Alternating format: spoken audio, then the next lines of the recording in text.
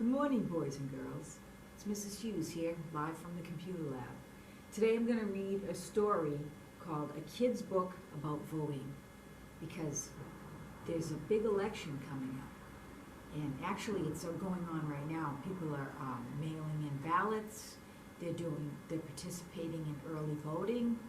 So a lot's going on, and next Tuesday is election day. And people all around the country are going to be voting. So I wanted to read you this book about voting. A Kid's Book About Voting.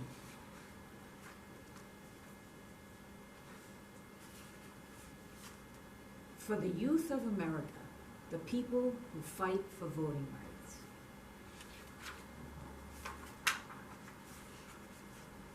Intro. Voting is so important, and we often underestimate its power. Through voting, we decide what people and ideas mold and influence our day-to-day lives, which is why it's so crucial that we not only understand what voting is, but also its history. Young people are so imaginative, and there is no end to their potential. So when you teach kids about voting, they can discover solutions to the problems we face and imagine what voting can be when it's their turn to make the decisions. The younger people are when they develop their civic habits. The more likely they are to become lifelong habitual voters. We hope that this book will serve as a first step to that lifelong habit. Hello. We are a group of young people who care about making positive changes in the world. One of the ways we do that is by helping other young people understand everything there is to know about voting, even kids. But we've already gotten ahead of ourselves. You probably want to know what voting is. Voting is how you show your support for a person or idea. You do this with something called a vote. A vote, simply put, is a choice for something or someone. Like, should we have pizza for dinner? Yes or no? What do you vote for? Things like ideas, laws, and even presidents. How do you vote? This depends on where you live. Sometimes you fill in bubbles on a piece of paper and then mail it in. Other times you vote in person or on a computer.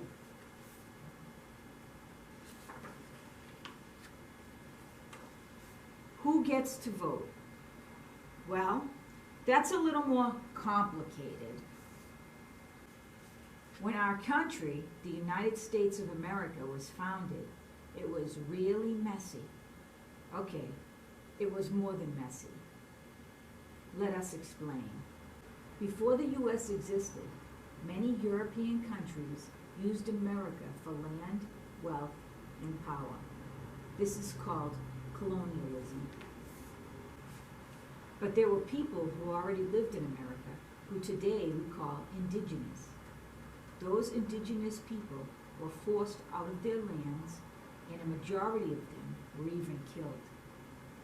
Europeans also brought people from Africa and forced them into slavery. Slavery is when someone is forced to work but isn't paid and no longer has their freedom.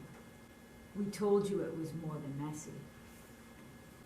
After a while, the people from Europe wanted even more power.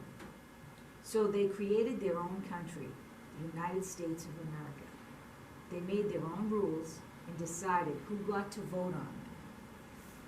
To do this, in 1789, they wrote a document called the Constitution.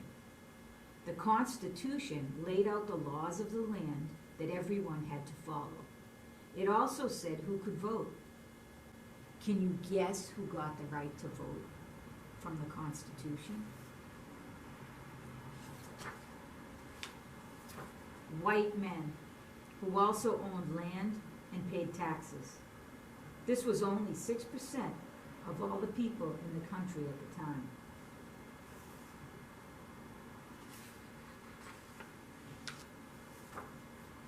If you were a grown-up in 1789, would you have been allowed to vote? How about your best friend, your teacher, your parents? Does that seem right or fair to you?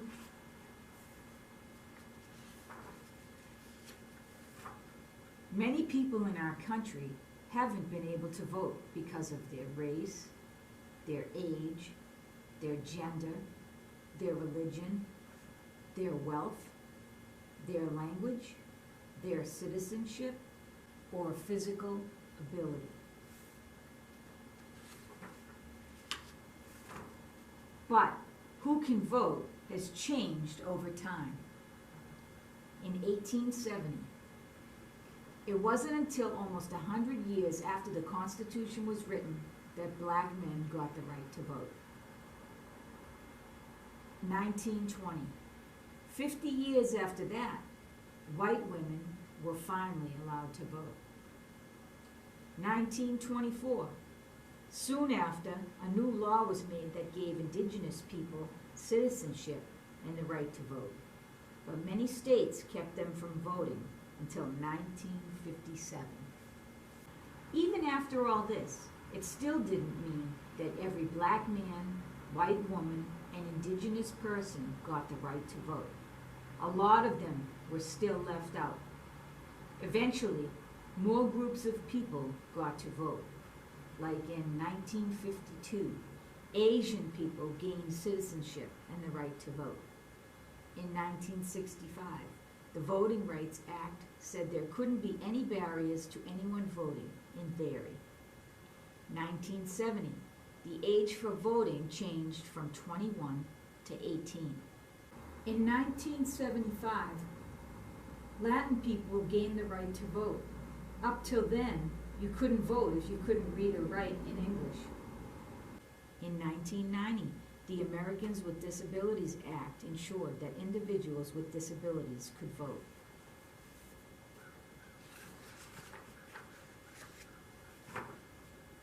We want you to pause and think about all this for a minute.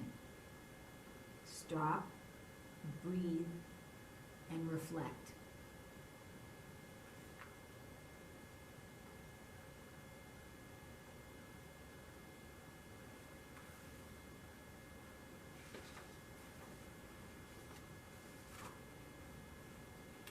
Does it seem right to you that it took so long for so many people to get a chance to vote? We think it's outrageous, unfair, and simply not right.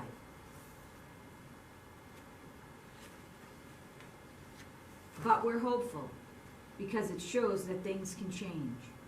Still, not everyone can vote, but now more people than ever can. In the future, we hope that even more people will get the right to vote, because believe it or not, some still don't. How? Through new laws, our government and people working together to make change happen.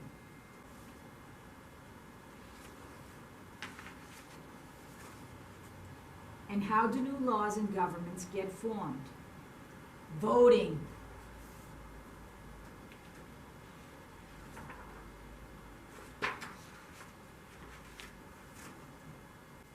There are lots of different things you'll get to vote for when you're a grown-up, like who is President of the United States, who the mayor of your city is, and so many more things like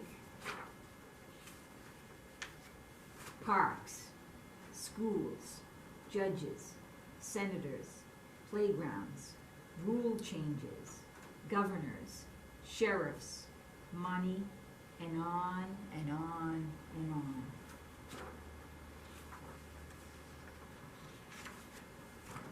Voting happens all the time, and each time is something different. Almost every year we vote for local things. Every 4 years we vote for a president. Every 6 years we vote for our United States senators. Voting is one of the most important things you can do. It's not just using your voice, but something even more special. Your power. Yes, you are powerful. When you vote, you use your power for what you believe in, whether it's an idea or a person or a movement. When you get to vote, it will be because many people fought to give you that right.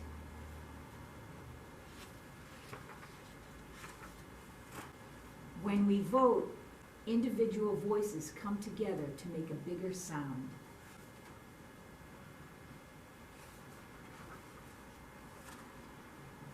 Voting allows us to advocate for people and issues we believe in. It doesn't just happen with one vote, but with many, many, many, many, many, many votes. Which means your vote, eventually when you can, is so important.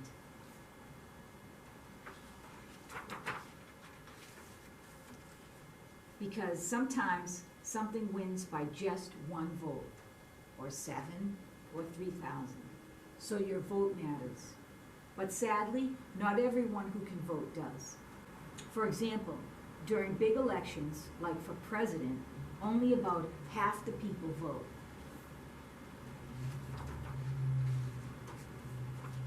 So what will you do when you grow up? Will you use your voice, stand up for what you believe in, and vote? It says check all that apply. Use your voice, check. Stand up for what you believe in, check. Vote, check. Check them all. And that's a kid's book about voting. I hope that you enjoyed it and learned a lot about voting. Now we are going to vote. I have a link on the computer lab page. I'd like all students in kindergarten through the 8th grade vote for President of the United States. It's a kid's vote. It doesn't really count, but it'll get you in the habit of voting. So you're going to vote for president. You're either going to re-elect President Donald Trump, or you're going to elect Joe Biden. You choose. And talk about it with your parents. Then later on, I'll share the results of all the voting.